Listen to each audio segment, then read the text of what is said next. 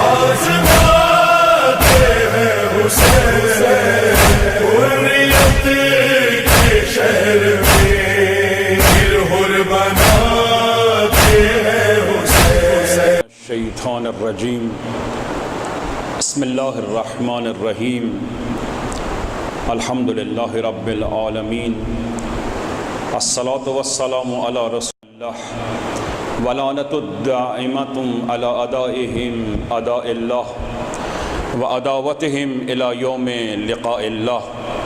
قال تبارک و تعالی فی قرآن المجید وقولہ الحق، بسم اللہ الرحمن الرحیم، محمد الرسول اللہ والذین معہ اشداء علی الکفار ورحماء بینہم رکعا سجدا یبتغون فضلا من اللہ ورضوانا سیماہم فی وجوہہم من اثر السجود ذلک مثلہم فی الانجیل ذلک مثلہم فی التوراۃ کزرع اخرج شطاہ۔ ایک صلوات پڑھیں محمد والے میں۔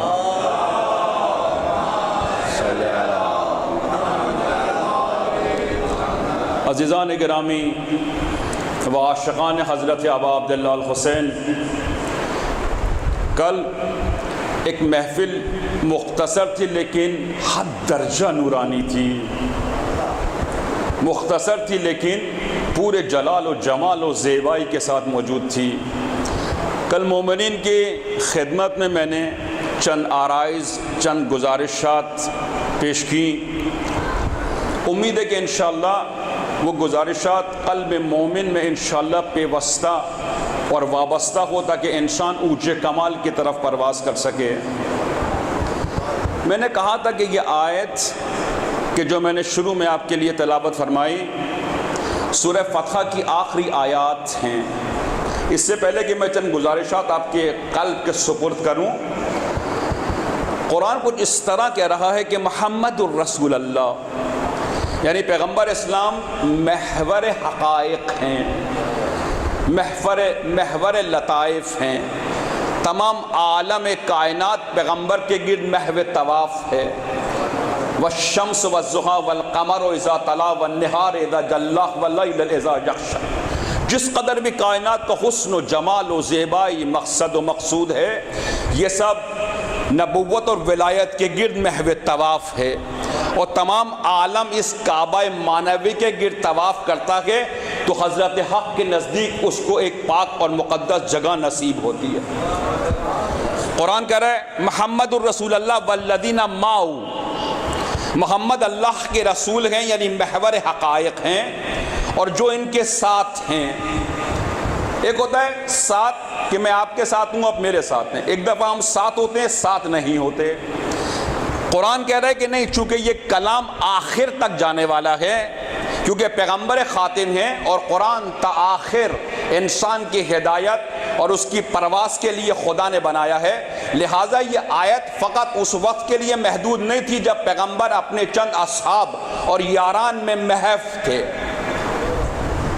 یہ آیت متشابہات نہیں ہے، یہ آیت محکمات ہے، محکمات میں اس آیت کا شمار ہوتا ہے۔ کہا جا رہا ہے کہ وہ لوگ جو پیغمبر کے ساتھ ہیں، در حقیقت نقص نور کی تعریف کر ہی نہیں سکتا ہے، نہ نقص کو نور کے پہلو میں جگہ نصیب ہوتی ہے۔ نور ہمیشہ نور کے ساتھ سازگار ہے، شرف ہمیشہ شرف کے ساتھ سازگار ہے، پاکیزگی ہمیشہ پاکیزگی کے ساتھ سازگار ہے۔ انسان کامل کبھی انسان ناقص کے ساتھ سازگار نہیں ہوتا، انسان کامل ہمیشہ انسان کامل کے ساتھ سازگار ہوتا ہے۔ تو محمد اللہ کے رسول ہیں، اور کس کے ساتھ ہیں؟ محمد جان محمد یعنی امیر المومنین کے ساتھ محشور ہیں۔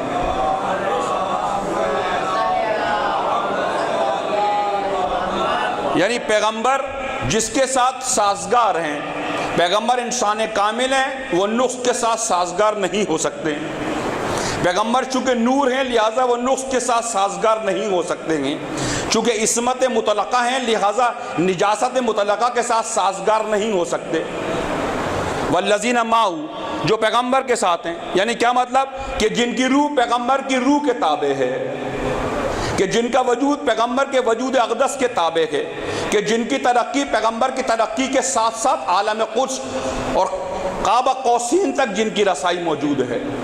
یعنی وہ لوگ پیغمبر کے ساتھ سازگار ہیں کہ جو پیغمبر کی عصمت میں پیغمبر کے ساتھ سازگار ہیں۔ کل عرض کیا تھا آپ کی خدمت میں سورہ فتح کہتے ہیں کہ اولیاء، علماء عظام اور بالخصوص صاحبان معرفت کہتے ہیں ثلاثہ ہیں۔ فتح تین قسم کی ہے، فتح قریب، نصر من اللہ، فتح قریب۔ ایک فتح قریب ہے، ایک فتح مبین ہے، ایک فتح مطلقہ ہے، ہمیشہ کی فتح، ایک ایسی فتح جہاں شکست اور ریح کا امکان بھی موجود نہ ہو۔ فتح مطلقہ، فتح مطلقہ یعنی انسان نقص سے نور کی جانب پرواز کر جائے، اور ایک انسان اس مقام پر پہنچے کہ جہاں پر اس کے وجود کے اندر توحید کی جلوہ گری ہو سکے، کہ انسان کے وجود کے اندر توحید کے اسماء، صفات، اوصاف اور کمالات موجود ہوں۔ جب ایک انسان اس مقام پر پہنچ جائے گا کہ اس کے وجود کے اندر بشریت کا احساس ختم ہو جائے گا اور نور توحید جلوہ گر ہوگا، یہ وہ مقام ہوگا جہاں بشریت کو فتح مطلقہ نصیب ہو جائے گی۔ آدم سے خاتم تک جو نبی آئے ہیں اور خاتم سے قائم آل محمد تک جو پاک اور مقدس ذریات آئے ہیں ہمارے درمیان، ان سب نے فقط دو باتیں کہی ہیں۔ آدم سے خاتم تک فقط دو باتیں کہی ہیں۔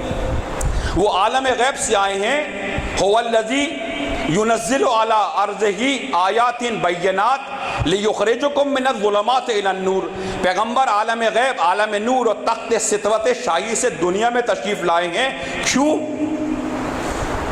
کیوں آئے ہیں پیغمبر؟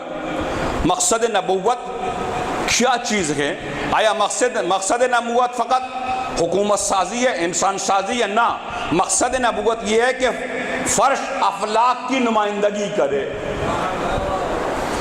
مقصد نبوت یہ ہے کہ انسان خاک سے افلاک تک پہنچ جائے، بشریت اپنے جسم سے لباس سے بشریت کو اتار دے اور خدا کے نور سے اس کا وجود متلجی ہو جائے۔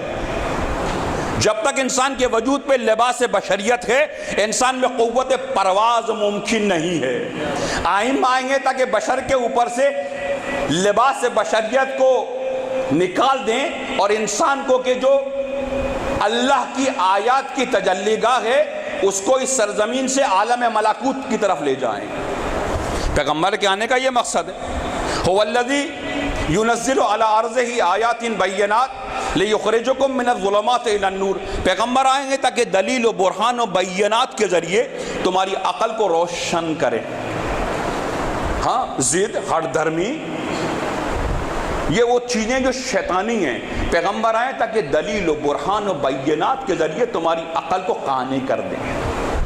اور جو چیز عقل کسب کر لے، عقل بہت سنجیدگی، سمجھداری، شائستگی کے ساتھ سیکھے ہوئے علم کو قلب کی جانب متوجہ کر دے اور قلب ان تمام حقائق کو تسلیم کر لے۔ جب کسی انسان کا قلب حقیقت کو تسلیم کر لیتا ہے تو اس کے وجود سے تکبر کی جڑیں ختم ہو جاتی ہیں، تواضع پیدا ہو جاتی ہے اس انسان کے اندر۔ کہتے ہیں انبیاء آئے ہیں تاکہ انسان کو تواضع سکھائیں۔ تواضع انبیاء کا ارث ہے اور تکبر شیطان کا ارث ہے۔ اگر ہم چاہتے ہیں کہ ہم دیکھیں کہ ہماری ذریت ملکوتی کون سی ہے، ہماری ولدیت، ایک ولدیت ہماری بشری ہے، ایک ولدیت ہماری ملکوتی ہے۔ انبیاء ہیں تاکہ ہماری ولدیت مادی کو ولدیت معنوی سے بدل دیں۔ پیغمبر آئیں گے تاکہ ہمیں عالم نور، عالم قدس، عالم ملکوت اور عالم لاہوت کی طرف پرواز کی دعوت دیں۔ پیغمبر آئیں۔ پیغمبر کے ایک ہاتھ میں کیا چیز ہے؟ ایک ہاتھ میں پیغمبر کے کتاب حضرت حق ہے، کتاب رحمانی ہے۔ پیغمبر کے دوسرے ہاتھ میں کاسہ شراب معرفت و شراب شعور ہے، تاکہ انسان اس شراب شعور کا ایک قطرہ اگر کسی صحرائی قلب پر پڑ جائے تو انسان کے وجود سے شجرہ طیبہ کھڑا ہو جایا کرتا ہے۔ پیغمبر آئے ہیں تاکہ پیغمبر ہم سے کہیں کہ آب زمزم سے تمہاری پیاس بجھنے والی، ہم سمجھتے ہیں کہ شاید آب زمزم نہ، تمہیں آب زمزم کے لیے خلق نہیں کیا گیا ہے، وہ اور لوگ ہیں جو آب زمزم پہ قناعت کر جاتے ہیں۔ تمہیں آب زمزم کے لیے پیدا نہیں کیا گیا، تمہیں آب کوثر کے لیے پیدا کیا گیا ہے۔ تمہاری تشنگی، تمہارے قلب کی تشنگی عزیزوں زمزم سے بجھنے والی نہیں ہے، چونکہ تمہیں کتاب بھی چاہیے، صاحب کتاب بھی چاہیے. تمہاری خواہش عجیب ہے، مومنین کی خواہش عجیب ہے. مومنین کو جو چیزیں چاہیے وہ چیزیں پیغمبر نے چھپا کے رکھی ہیں، وہ عمومی نہیں ہیں، وہ مخصوصی ہیں. اگر خدا اور پیغمبر تمہارے وجود کے اندر استطاعت و صلاحیت کو محسوس کریں گے تو راز سربستہ تمہارے کان میں سرگوشی کر دیں گے. استطاعت و صلاحیت اگر تمہارے اندر پیغمبر دیکھیں گے. ہاں، حضرت امام خمینی سے کسی نے پوچھا کہ آپ کے پاس ایک بچے کو پڑھانے کے پیسے ہیں، آپ بیٹی کو پڑھائیں گے یا بیٹے کو پڑھائیں گے؟ آپ بیٹی کو پڑھائیں گے یا بیٹے کو پڑھائیں گے؟ اکثر لوگوں نے کہا کہ شاید امام نے یہ کہا ہو کہ میں بیٹی کو پڑھاؤں گا. کیوں؟ ہمارے یہاں بعض چیزیں ہیں.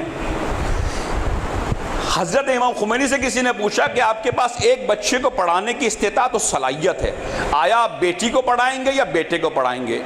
امام نے یہ نہیں کہا کہ بیٹی کو پڑھاؤں گا یا بیٹے کو پڑھاؤں گا. امام نے فرمایا جس میں استطاعت و صلاحیت ہوگی. غور کریں، استطاعت و صلاحیت تشیع کے اندر پہلے ہی سے موجود ہے.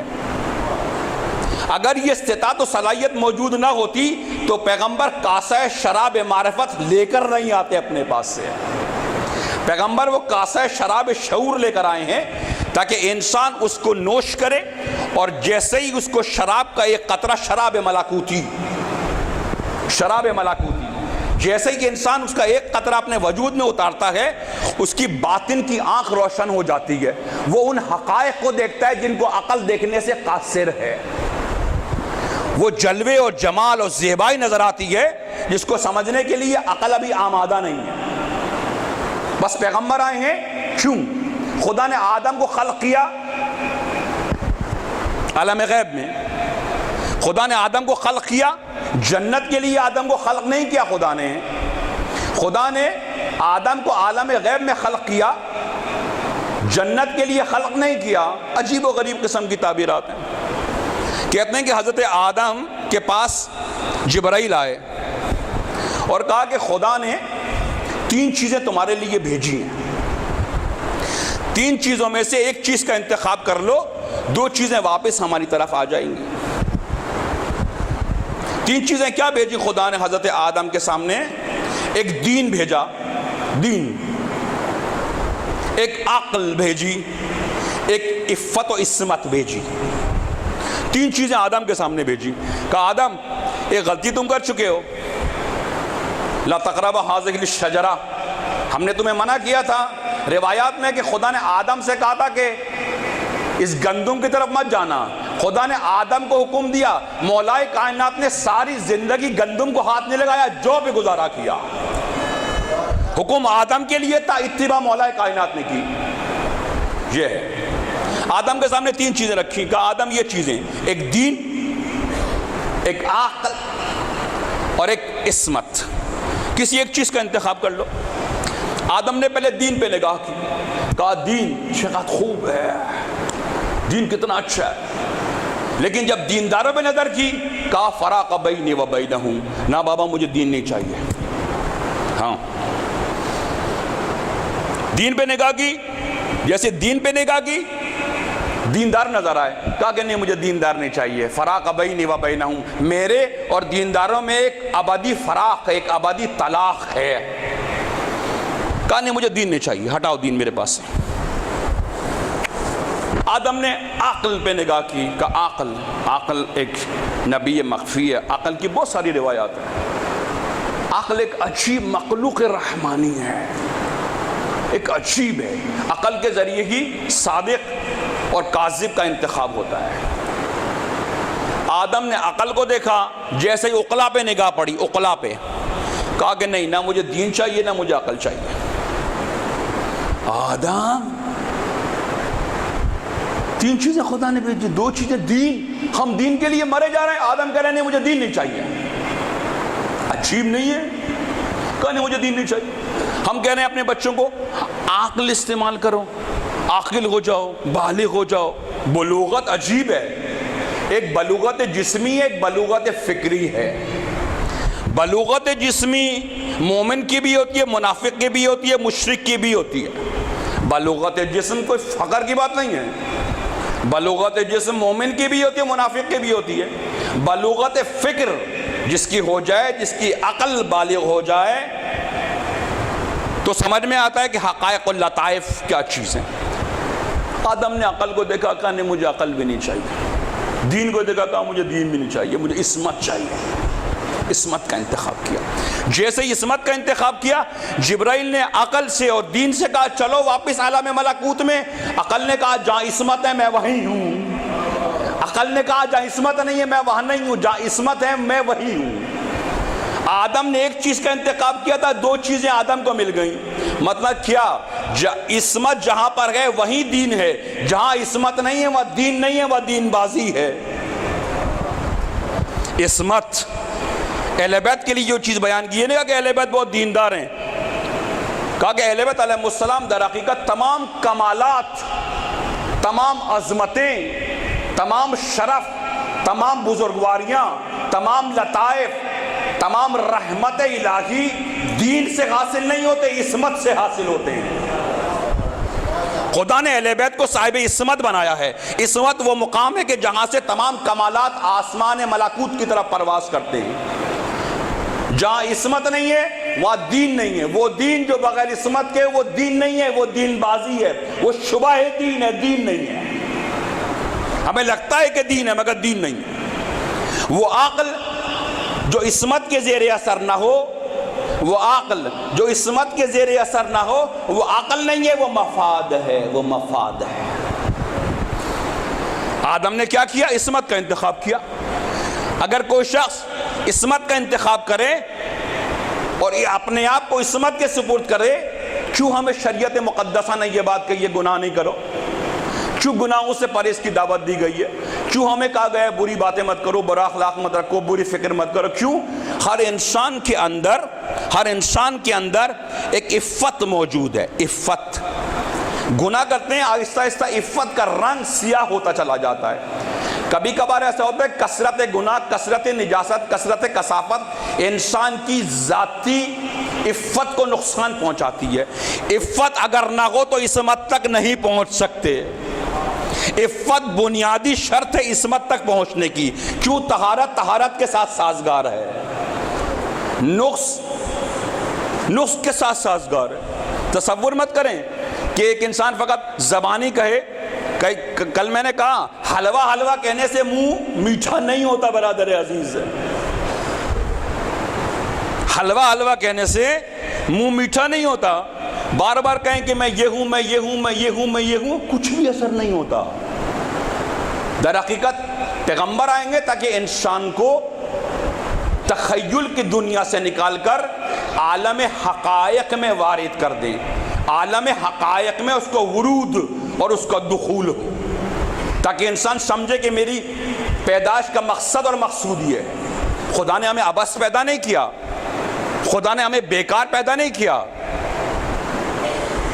خدا نے ہمیں پیدا کیا ایک مقصد کے لیے، ایک مقصود کے لیے۔ ہر سفر کا ایک مقصد، ایک مقصود ہے۔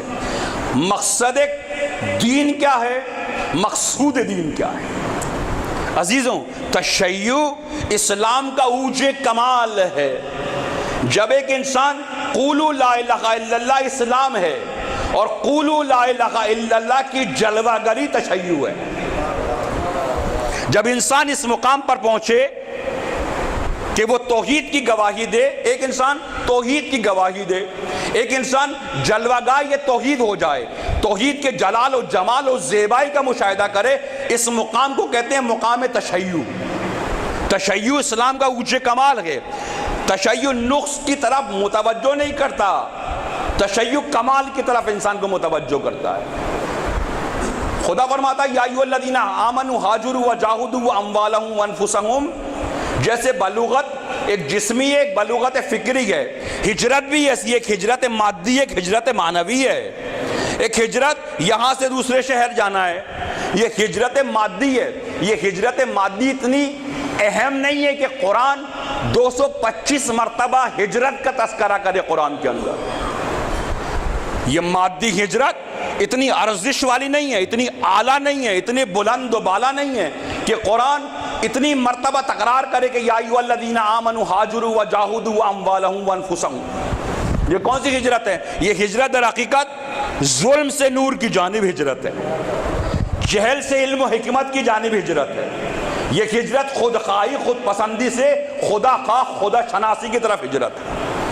یہ ہجرت معنوی ہے۔ ماہ مقدس محرم ماہ ہجرت ہے، اب سے معبود کی جانب، اب سے معبود کی جانب، رزاق رزق سے رزاق کی جانب، نقص سے کمال کی جانب پیغمبر آئے ہیں۔ هو الذی ينزل علی عبدہ آیات بینات لیخرجکم من الظلمات الی النور۔ پیغمبر آئے ہیں تاکہ پیغمبر تمہارا ہاتھ پکڑے اور تمہیں عالم ملکوت کی سیر کرائیں، سیر فی الارض، عالم ملکوت کی سیر کرائیں تمہیں پیغمبر۔ خدا نے آدم کو جنت میں خلق کیا، جنت کے لیے خلق نہیں کیا۔ خدا نے آدم کو جنت میں خلق کیا، جنت کے لیے خلق نہیں کیا۔ خدا چاہتا ہے کہ زمین پر خاک پر افلاک کی حکمرانی ہو، خدا چاہتا ہے فرش پہ عرش کی حکمرانی ہو۔ اہل بیت علیہ السلام چونکہ عرشی ہیں، فرش پر آئے ہیں تاکہ فرش کو عرش کے مقام تک لے جائیں۔ تصور مت کریں کہ چند اذکار کے کرنے سے آپ کی اور میری ذمہ داری ساقط ہو جاتی ہے۔ محمد الرسول اللہ والذین معہ، پیغمبر کے ساتھ کون لوگ سازگار ہیں؟ قرآن میں دو عجیب سورے ہیں، ایک سورہ عنکبوت ہے، ایک سورہ حدید ہے۔ سورہ عنکبوت یعنی مکڑی، یعنی ضعف، کمزوری، ناتوانی، سورہ ناتوانی۔ ایک سورہ حدید، سورہ قوت، قدرت، سلطہ، سلطنت۔ سورہ عنکبوت، خدا کہہ رہا ہے عنکبوت کو پڑھو۔ عنکبوت کی آخری آیت یہی ہے، اپنے گھر سے نکلو تلاش حق کے لیے۔ خدا کو سست اور کاہل، بے ارادہ، بے اختیار لوگ پسند نہیں ہیں۔ وہ لوگ پسند نہیں ہے خدا کو جو نہ ہدف رکھتے ہیں، نہ مقصد رکھتے ہیں، نہ مقصود رکھتے ہیں۔ خدا کو وہ لوگ پسند نہیں ہے۔ خدا کو وہ لوگ پسند نہیں ہے جو سست اور کاہل ہیں، کسالت کرتے ہیں۔ خدا کو فعال اور مفید لوگ پسند ہیں، صاحب ارادہ اور صاحب اختیار لوگ پسند ہیں خدا کو۔ خدا چاہتا ہے کہ تم حریم اقدس ولایت میں داخل ہو جاؤ تاکہ خدا ایک شربت شعور عشق تمہیں پلائے۔ ہاں، آپ تصور مت کریں کہ آپ پیدا ہوئے آپ مر جائیں گے، نہ یوں نہیں ہے۔ یہ کھیل آپ کی اور میرے فکر کا ہے۔ سورہ عنکبوت والذین جاہدون فینا لنہدینہم سبلا، خدا کہتا ہے کہ تم اپنے گھر سے نکلو تو میری تلاش میں، تم اٹھو، تمہارے اندر قوت، قدرت، توانائی موجود ہو، سستی، کاہلی، کسالت سے اپنی جان چھڑاؤ۔ جیسے ہی تم حرکت کرو گے خدا عالم غیب کے پردوں کو تمہارے لیے چاک کر دے گا۔ نکلو تو کم از کم۔ سستی، کاہلی، کسالت خدا کو پسند نہیں ہے۔ خدا کہہ رہے سورہ عنکبوت کو پڑھو مگر تمہارا عقائد عنکبوتی نہ ہو، تمہارے عقائد عنکبوتی نہ ہو، تمہارا اعتقاد عنکبوتی نہ ہو، تمہاری فکر عنکبوتی نہ ہو، تمہارا عمل عنکبوتی نہ ہو، تمہارے اہداف، تمہارا راستہ عنکبوتی نہ ہو، بلکہ تمہارے افکار میں حدیدی جلوہ نظر آنا چاہیے۔ سورہ عنکبوت کو پڑھو مگر تمہارے وجود میں کمزوری، ضعف نظر آنا نہیں چاہیے۔ تمہارے افکار عنکبوتی نہ ہو، تمہارے افکار میں ضعف اور کمی اور کجی نہ ہو، تمہارے عقائد میں عنکبوت نہ جل کے۔ عنکبوت کو پڑھو مگر تمہارے عقائد حدیدی ہوں، تمہارے عقائد حدیدی ہوں، تمہارے فکر حدیدی ہو، تمہاری عقل حدیدی ہو، تمہارا ارادہ اختیار حدیدی ہو۔ غور کرو خدا کیا کہنا چاہ رہا ہے آپ سے۔ محمد الرسول اللہ والذین معہ، کون لوگ پیغمبر کے ساتھ سازگار ہیں؟ پیغمبر فعال و مفید ہیں۔ سست اور کاہل لوگ کیا پیغمبر کے ساتھ سازگار ہیں؟ پیغمبر صاحب عصمت ہیں، صاحب نجاست کیا پیغمبر کے ساتھ سازگار ہیں؟ نہ۔ پیغمبر کے پاس جتنے بھی علوم ہیں، حتیٰ علوم توحید، جتنے بھی علوم ہیں، ایک بات اپنے ذہن میں یہ بات بٹھا لیجئے، جتنے بھی علوم دنیا میں ہیں یہ سب علوم دینی ہیں، ان میں سے کوئی بھی علم دنیاوی نہیں ہے، تمام علوم آسمان سے نازل ہوئے ہیں۔ ایسا نہیں ہے کہ یہ دین علوم ہے، مثلا یہ علوم دینی ہے اور یہ علوم دنیاوی ہے، نہ، کوئی چیز دنیاوی نہیں ہے۔ امام علی فرماتے ہیں کاش دنیا تیرا کوئی وجود ہوتا، اے دنیا کاش تیرا کوئی وجود ہوتا، تو مجھے نظر آیا کرتی، تو مجھے دکھائی دیتی، لمس اور ہمس ہوتا، میں تجھے چھو سکتا، کاش اے دنیا تو چھونے کے قابل ہوتی، کاش تیری جلوہ گری ہوتی۔ دنیا حقیقتاً دنیا کا وجود حسی نہیں ہے۔ امام علی فرماتے ہیں دنیا نظر آنے والی چیز نہیں ہے، دنیا حس کرنے والی چیز نہیں ہے۔ فرمایا ہے کاش دنیا تو اپنے وجود کے ساتھ میرے سامنے آتی تو میں تیرے جسم کے اوپر اتنے کوڑے برساتا کہ فقط تخیل نے انسان کو نابود کر دیا۔ دنیا یہ نہیں ہے، جہاں ہم بیٹھے ہیں یہ دنیا نہیں ہے۔ ماں باپ دنیا ہے، بہن بھائی دنیا ہے، علم و حکمت و شرف و بزرگواری دنیا ہے، جہاد و شہادت دنیا ہے، عقل و دانائی دنیا ہے، ترقی و تکامل دنیا ہے۔ دنیا کہاں ہے؟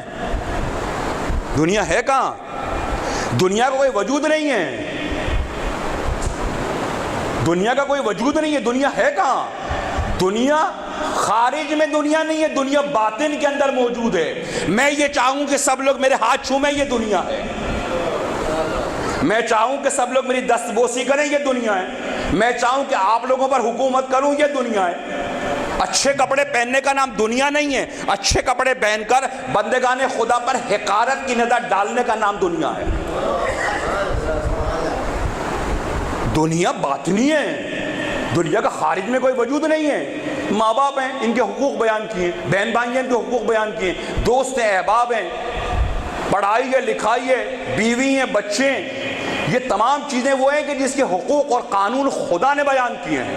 اگر یہ باطل ہوتی تو خدا اس کے قانون بیان نہیں کرتا۔ دنیا یہ نہیں ہے جو آپ کو نظر آ رہی ہے، دنیا وہ ہے جو آپ کو دکھائی نہیں دیتی ہے۔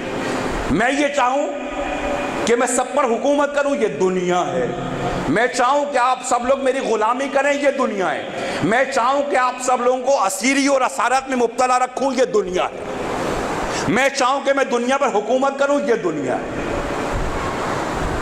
امام علی فرماتے دنیا تیرا وجود نہیں ہے، اگر وجود ہوتا تو میں تیرے جسم کے اوپر کوڑے برساتا۔ دنیا جسمانی نہیں ہے، دنیا تخیلاتی ہے۔ عمر سعد کو امام حسن نے کہا، دعوت دی، کہا فقط ایک لائن کا فرق ہے، ادھر جمال توحید ہے، ادھر کثافت شیاطینی ہے، اس طرف آ۔ عمر سعد نے کہا کہ مجھے وعدہ دیا گیا ہے، وعدہ دیا گیا دنیا کا۔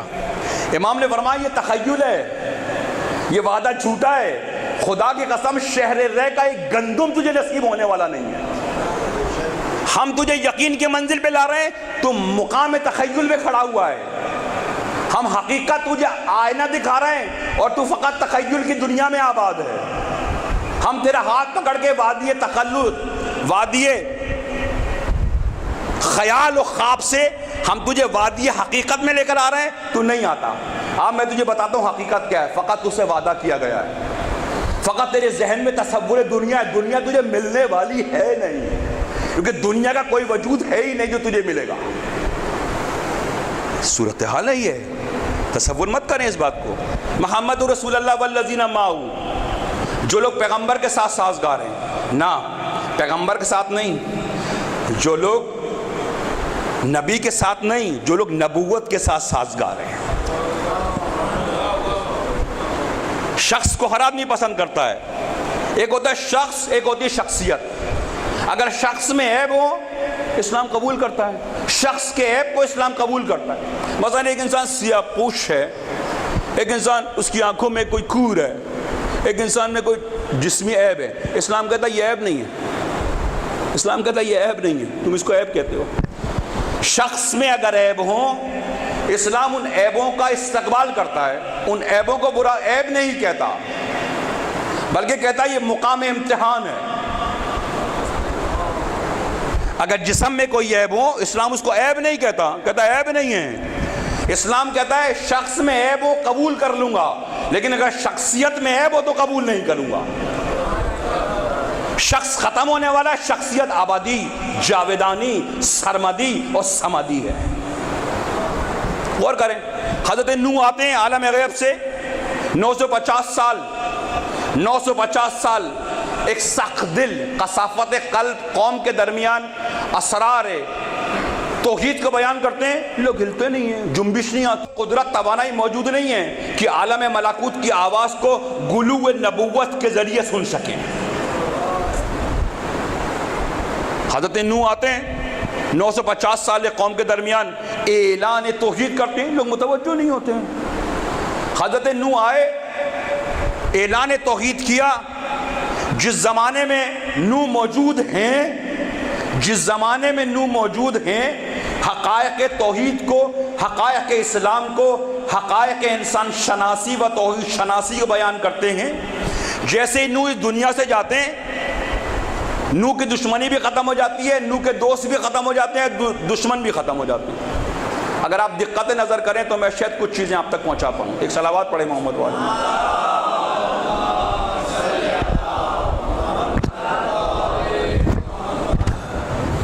حضرت نوح آئے، اعلان توحید کیا،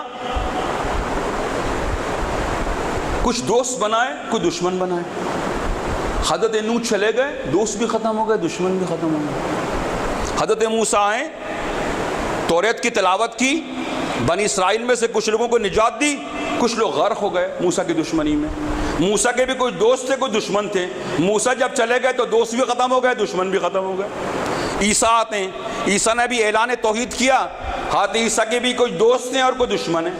عیسیٰ گئے، دوست بھی ختم ہو گئے، دشمن بھی ختم ہو گئے۔ مجھے سمجھ میں نہیں آتا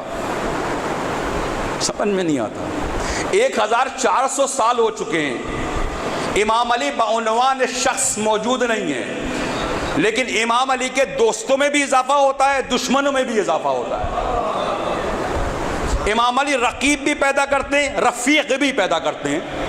یہ کون سی شخصیت ہے کہ موجود نہیں ہے مگر دوست بھی ہیں، دشمن بھی ہیں؟ سمجھ میں آیا کہ امام علی مقام حی القیوم کے اوپر فائز ہیں، ہمیشہ زندہ ہیں، ہمیشہ حی ہیں، ہمیشہ معاشرے کے نگہبان اور ہمیشہ ہمارے لوگوں کے سر پر سایہ فگن رحمت الہی کے عنوان سے ہیں۔ امام علی کے ہر دور میں 1400 سال ہو گئے امام علی کو، اس کے باوجود بھی نہ دشمنوں میں کمی آتی ہے نہ دوستوں میں کمی آتی ہے۔ ہر سال کچھ نئے دوست پیدا ہوتے ہیں، ہر سال کچھ نئے دشمن پیدا ہوتے ہیں۔ یہ کس بات کی دلیل ہے؟ یہ اس بات کی دلیل ہے کہ امام علی موجود ہیں، حی ہیں، حی القیوم ہیں۔ یہ اس بات کی دلیل ہے۔ محمد رسول اللہ والذین معہ، امام علی چونکہ حی القیوم ہیں، نبی بھی حی القیوم ہے، اتفاق سے ہر عاشق اپنے معشوق کی شبیہ ہے۔ ایک صلوات پڑھیں محمد والی۔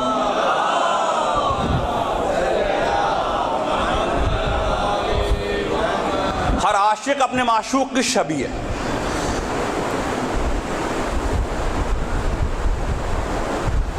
ام المومنین چونکہ معشوق حضرت حق ہیں، ام المومنین چونکہ معشوق حضرت حق ہیں، معشوق ربانی ہیں، لہذا اپنے معشوق کی کچھ صفات اس وجود کے اندر موجود ہیں۔ ہر عاشق اپنے معشوق کی شبیہ ہے۔ میں کیا کہہ رہا ہوں؟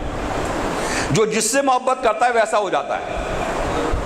امام علی نے اس حد تک خدا سے محبت کی، اس حد تک خدا میں فانی ہو گئے کہ فرمایا کہ یہ لسان علی نہیں ہے، لسان اللہ ہے، یہ عین اللہ ہے، یہ ید اللہ ہے۔ ہر عاشق اپنے معشوق کی شبیہ ہے۔ اگر ہم اس بات کے مدعی و دعوے دار ہیں کہ ہم امام علی سے محبت کرتے ہیں، جو جس سے محبت کرتا ہے اسی کی شبیہ بن جاتا ہے۔ اگر ہم مشکل کشا سے محبت کرتے ہیں تو کیا مشکل کشائی ہمارے درمیان موجود ہے یا نہیں ہے؟ ادعا مشکل کشا، وہ مومن جو امام علی سے محبت کرے بعنوان مشکل کشا، اگر اس کے وجود کے اندر مشکل کشائی نہ ہو، ایک مومن اگر مومن کی مشکل کشائی نہ کرے تو پھر یہ عرفان کذب ہے، نہ عرفان صدق۔ یہ محبت احمقانہ ہے، یہ محبت عاشقانہ نہیں ہے۔ ہر عاشق اپنے معشوق کی شبیہ ہے۔ مشکل کشائی کرو۔ امام فرماتے ہیں کہ مشکل کشائی کیا ہوتی ہے؟ فرمایا جو شخص اس دنیا میں لوگوں کی مشکل کشائی کرے گا، سوچیے یہ ممبر کہاں کے لیے؟ یہ ممبر کا مقصد کیا ہے؟ محراب کا مقصد کیا ہے؟ یہ مجلسیں کیوں بپا ہو رہی ہیں؟ مشکل کشائی کے لیے ہو رہی ہے۔ ممبر کا مقصد مشکل کشائی ہے، محراب کا مقصد مشکل کشائی ہے، مشکل کشائی ہے۔ اگر یہ ممبر مشکل کشائی نہ کرے تو یہ ممبر نہیں ہے، یہ لکڑیوں کا فقط ایک ڈھیر ہے۔ اگر کوئی محراب مشکل کشائی نہ کرے تو وہ محراب نہیں ہے، وہ محراب للہ ہی نہیں ہے، وہ محراب شیطانی ہے۔ اگر یہ ممبر لوگوں کی مشکل کشائی نہ کرے تو یہ ممبر نہیں، یہ نظر ممبر آتا ہے لیکن اس کا باطن شیطانی ہے۔ امام فرماتے ہیں جو شخص اس دنیا میں مومنین کی مشکل کشائی کرے گا، سنیے، جو شخص اس دنیا میں مومنین کی مشکل کشائی کرے گا، خدا آخرت میں اس کو معلوم ہے کیا درجہ عطا فرمائے گا؟ ہم نہیں سمجھ سکتے مشکل کشائی کیا چیز ہے، ایک صفت خدائی ہے۔ مشکل کشائی صفت توحید ہے، صفت خدائی ہے، صفت خدائی ہے۔ امیر المومنین چونکہ اپنے وجود کی مملکت کو خدا میں فانی کر چکے ہیں، لہٰذا اس مملکت میں جو کچھ بھی ہوتا ہے وہ خدا کے دست رحمت سے ہی ہوتا ہے۔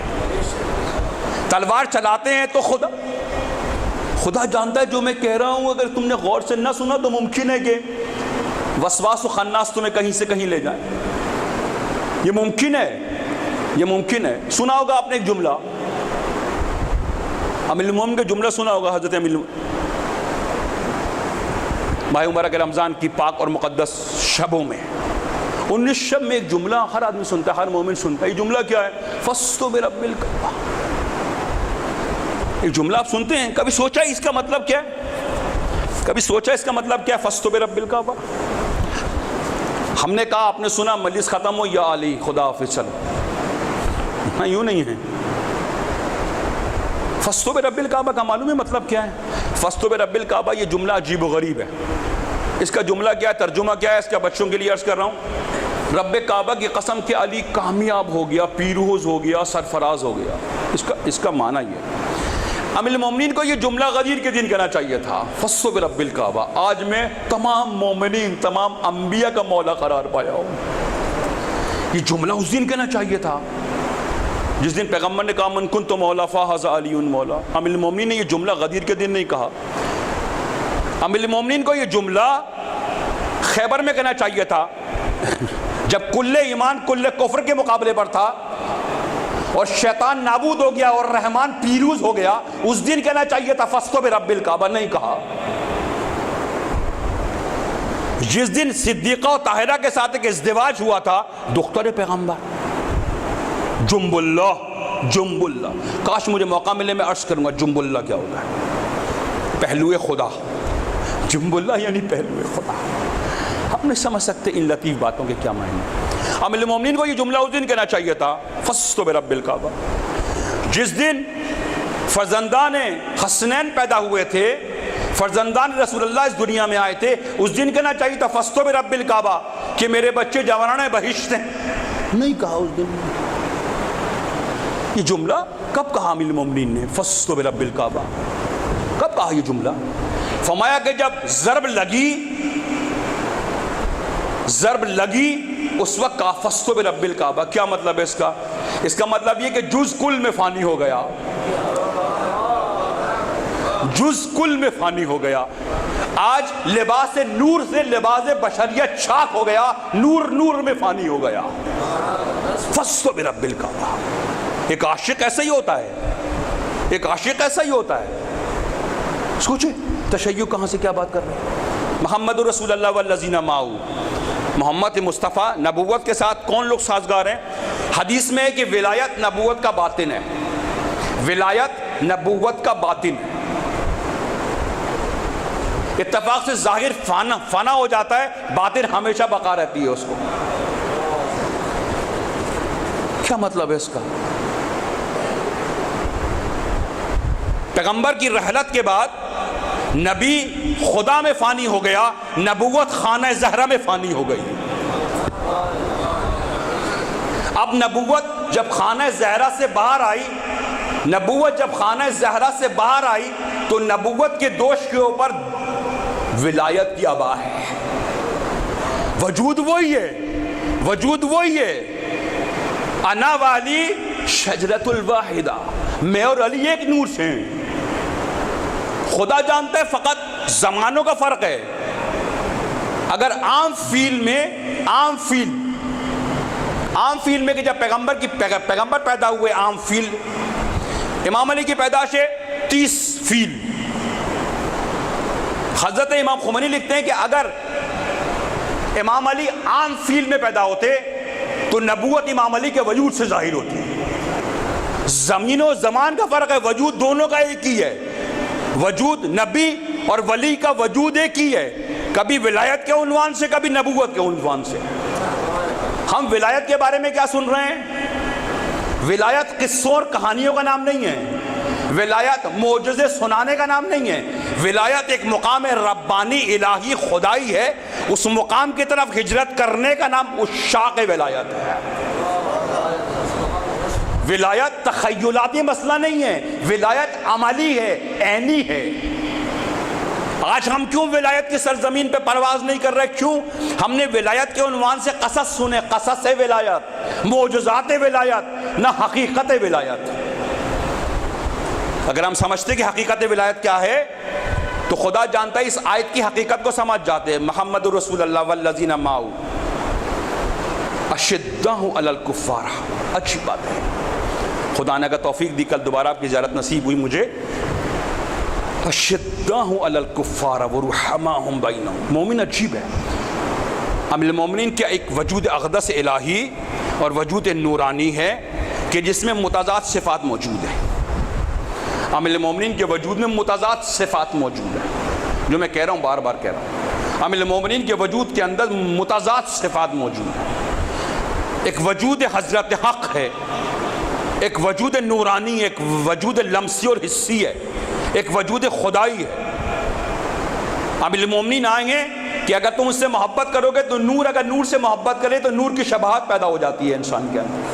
اگر تم ملکوتی لوگوں سے محبت کرو گے تو آہستہ آہستہ تمہارے وجود سے لباس بشریت تنگ ہوتا چلا جائے گا, اور بالآخر تمہاری روح تمہارے وجود کا اتباع کرے گی اور تمہارا وجود نورانی ہو جائے گا. گزرے ایسے لوگ گزرے جنہوں نے اتباع ولایت کی ہے, اتباع ولایت کی ہے, پیروان ولایت ہیں, جانثاران ولایت ہیں, حامیان ولایت ہیں, مدافعان ولایت ہیں. یہ کون لوگ ہیں کہ جنہوں نے اپنے وجود کی ہستی کو اپنے معشوق کے سپرد کر دیا ہے.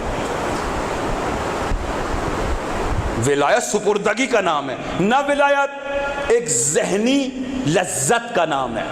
ولایت روح کی کشش کا نام ہے, روح کی کشش عالم کے لیے.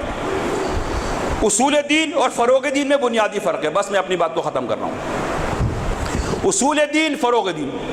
اصول دین استطاعت کی بنیاد پر ہیں. نماز ہے, روزہ ہے, حج ہے, زکوٰۃ ہے, خمس ہے, جہاد ہے, عمل معروف نہیں المنکر. 10 اصول دین جسم کی استطاعت کے مطابق ہے. کھڑے ہونے کی طاقت ہے, کھڑے ہو کے نماز پڑھو. بیٹھنے کی طاقت ہے, بیٹھ کے پڑھو. لیٹنے کی طاقت ہے, لیٹ کے پڑھو.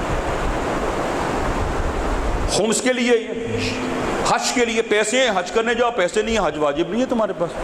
پیسے ہیں, بچت ہوتی ہے تو خمس, جو نہیں ہوتی تو مت دو.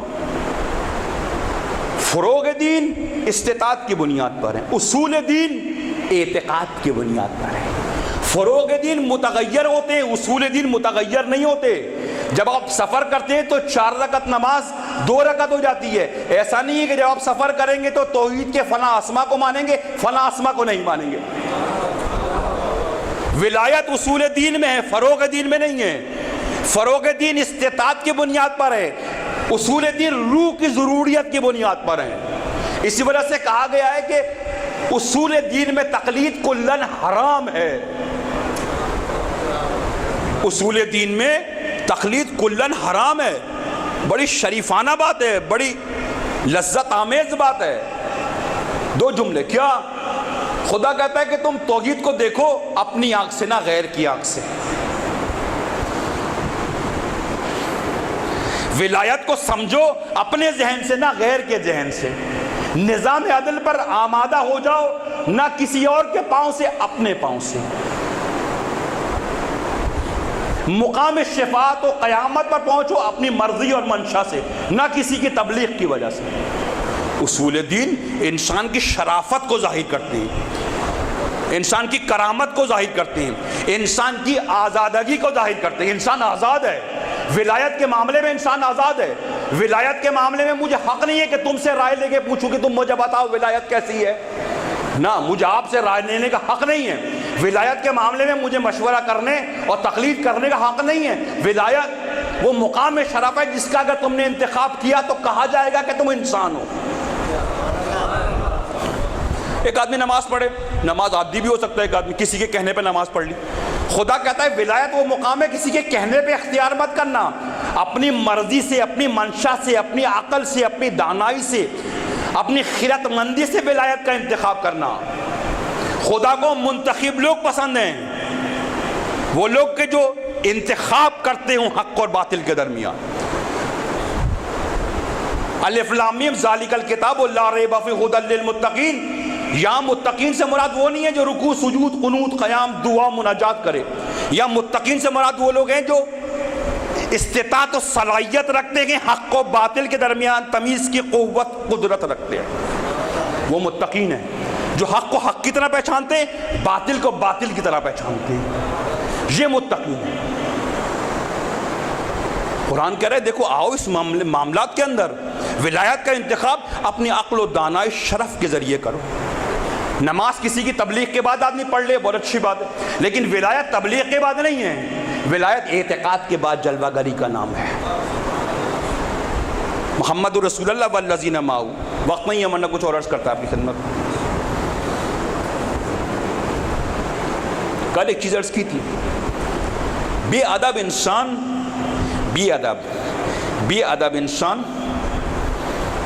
کبھی بھی حریم مقدس سے ولایت میں داخل ہو نہیں سکتا ہے، یہ بات ہے، مسلمات میں سے ہے یہ بات۔ بے ادب انسان کہ جس کے وجود میں گستاخی ہو، جو گستاخی کا عادی ہو، جس کی آنکھیں حرم مقدس الہی کی آشنا نہ ہو، وہ آنکھیں جو غیر کو دیکھتی ہوں وہ معشوق حضرت حق کا کیسے نظارہ کریں گی، وہ زبان جو غیر کی ثنا کرتی ہو وہ صاحب الزمان کی ثنا کیسے کرے گی، وہ پیر کہ جو غیروں کے دربار میں جاتے ہیں وہ دربار مقدس میں کیسے وارد ہوں گے۔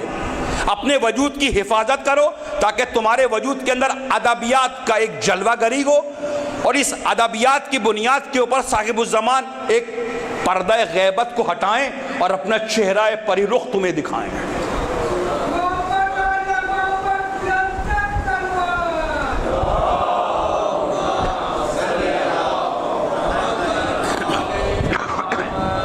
مثلا کربلا میں آپ جو ابا عبداللہ کے مد مقابل لوگ کھڑے ہیں ذرا ان کو دیکھیں،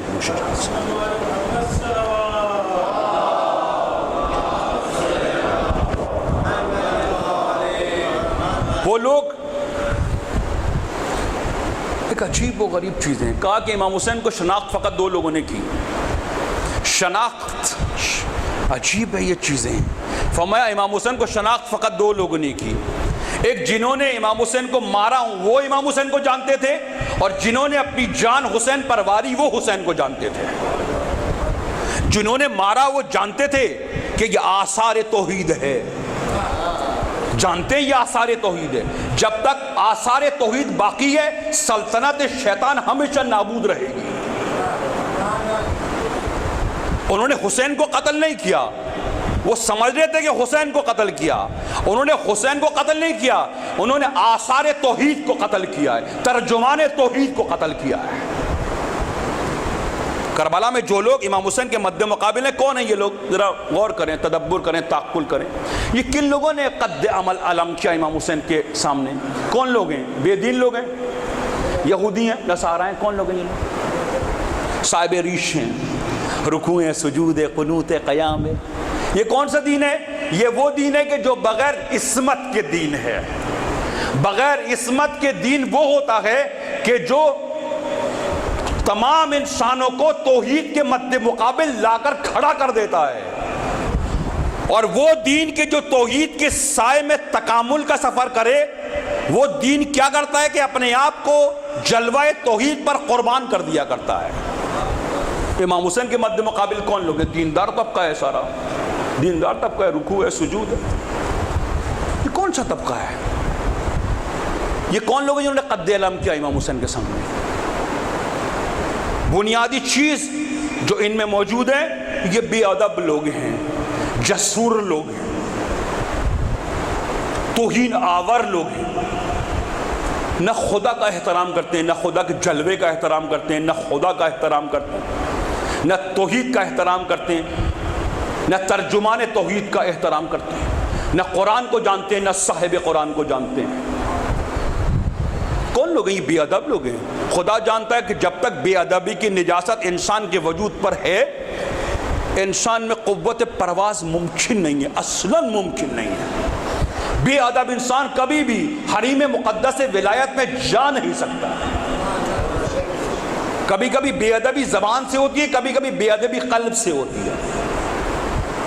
اس بے ادبی کی نجاست کو آپ جتنا جلدی اپنے وجود سے دور کر دیں گے، اتنا ہی انشاءاللہ وجود اقدس صاحب زمان آپ سے لمس قریب کرے گا، اور نزدیک اور نزدیک، اتنا نزدیک کہ قاب قوسین او ادنا۔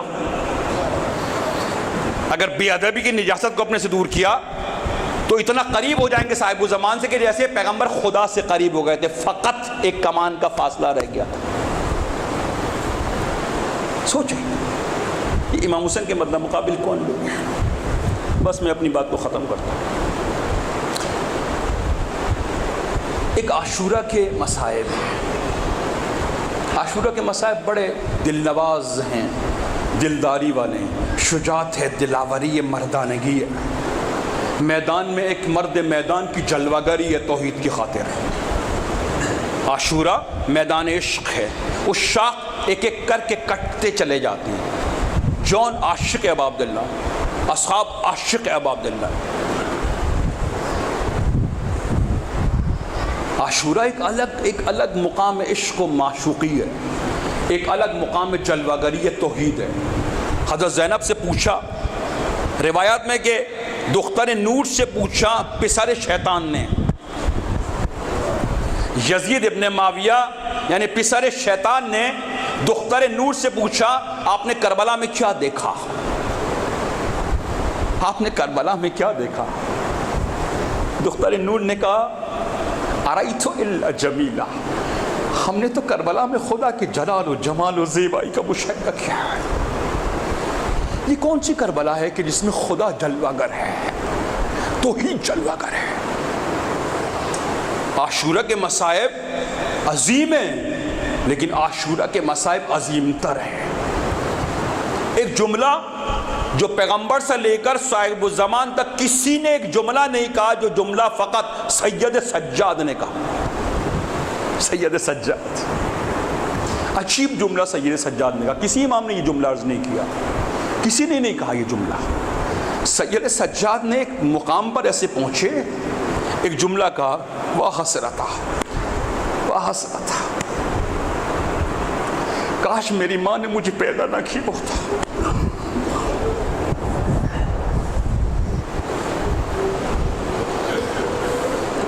کاش میری ماں نے مجھے پیدا نہ کیا ہوتا۔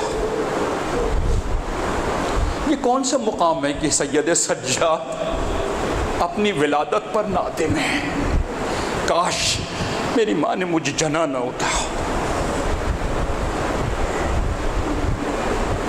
روایات میں کہ جس وقت یہ کاروان شہر شیطان میں وارد ہوا، دربار یزید کے قریب پہنچا، امام فرماتے ہیں کہ ہمارے کاروان کو روک لیا گیا، کہا رک جا، ہمارا کاروان روک دیا گیا۔ میں نے پوچھا کہ کاروان کیوں رکا؟ کہا کہ دربار کی تزئین و آرائش کی جا رہی ہے، دربار کی تزئین و آرائش کی جا رہی ہے۔ امام فرماتے ہیں کہ اس قدر ہجوم اطراف میں جمع ہو گیا، اس قدر ہجوم جمع ہو گیا کہ میں گردن اٹھانا چاہتا تھا لیکن اٹھا نہیں سکتا تھا، کیونکہ میری گردن میں ایک شدید قسم کا توق تھا۔ فرمایا اچانک مجھے اپنی پھوپھی کی آواز آئی، فرمایا ربنا ربنا افرغ علینا الصبر وثبتنا اقدامنا وانصرنا علی القوم الکافرین۔ فرمایا پروردگار میرے پاؤں میں استقلال عطا فرما۔ فرمایا میں نے اپنی پھوپھی کی آواز سنی، پھوپھی نے کہا کہ اے سجاد ان سے کہو کہ اس دربار میں فقط مسلمان نہیں ہیں، اس دربار میں مجوسی بھی ہیں، یہودی بھی ہیں، عیسائی بھی ہیں، ارے تمہیں حیا نہیں ہے دختر پیغمبر کو ان کے سامنے لے کے جا رہے ہو۔ امام سجاد فرماتے ہیں کہ میری پھوپھی نے اپنے دونوں ہاتھوں کو بلند کیا اور چاہتی تھی کہ بد دعا کرے، اچانک میری نظر بابا کے سر پہ گئی، میں نے دیکھا کہ بابا کی آنکھوں سے آنسو روا۔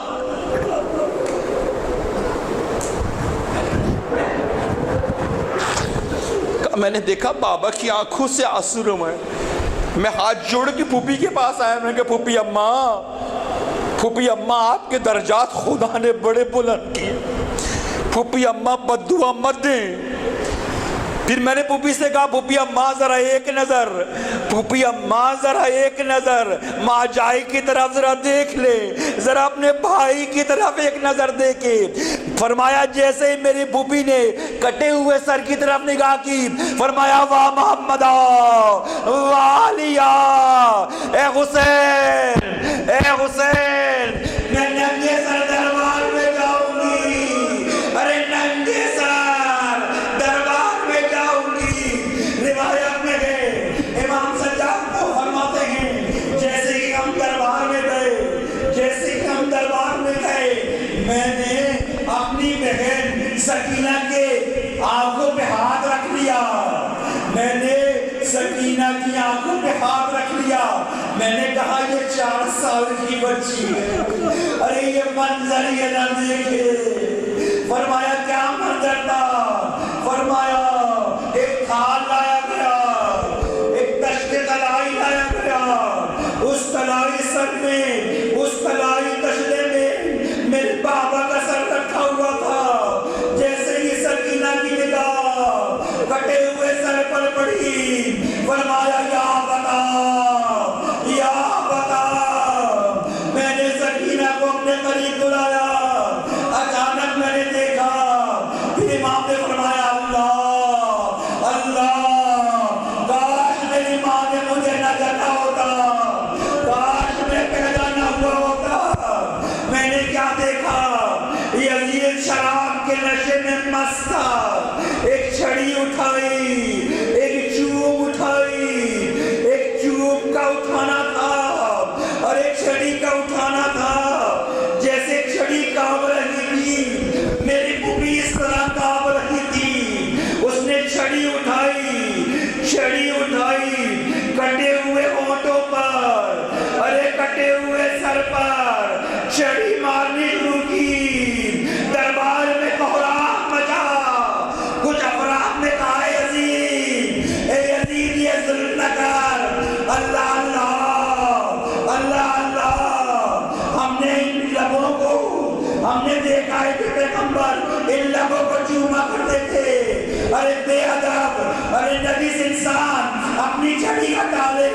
امام نے فرمایا پروردگارا کاش میری ماں نے مجھے جگہ نہ ہوتا کہ میں یہ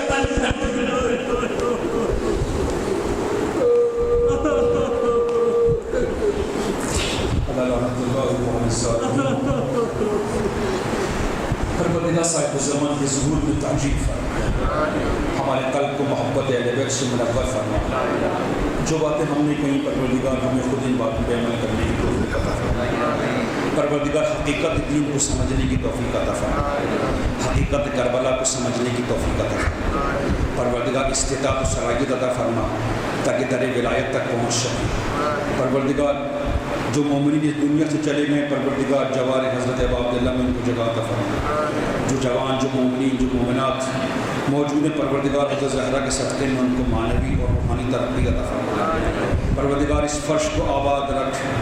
پروردگار ہم جب تک زندہ رہیں اس فرش پہ ابا عبداللہ حسین سے یاد و محبت کرتے رہیں۔ परवरदिगार हमारे गुनाहों को बख्श दे, हमारा खात्मा बख्शिश मग़फ़िरत और बिलाखिर शहादत का करार और खातिमुल अंबिया